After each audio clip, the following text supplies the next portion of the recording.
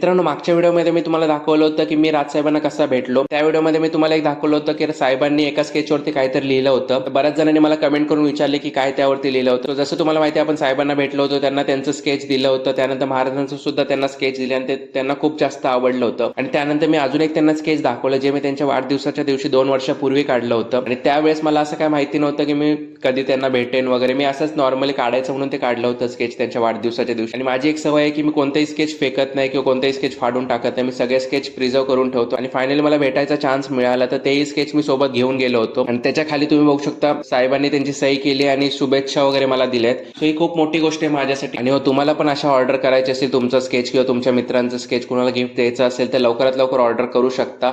आपण ऑर्डर सुद्धा घेतो. किंवा महाराजांचं सुद्धा तुम्हाला स्केच हवं असेल घरी वॉलवरती फ्रेम करून लावायला, सो त्याच्याही आपण ऑर्डर घेतो. सो लवकरात लवकर तुम्ही ऑर्डर करू शकता. आणि all over Maharashtra, all over India delivery सुद्धा आपण करतो. सो लवकरात लवकर ऑर्डर करा.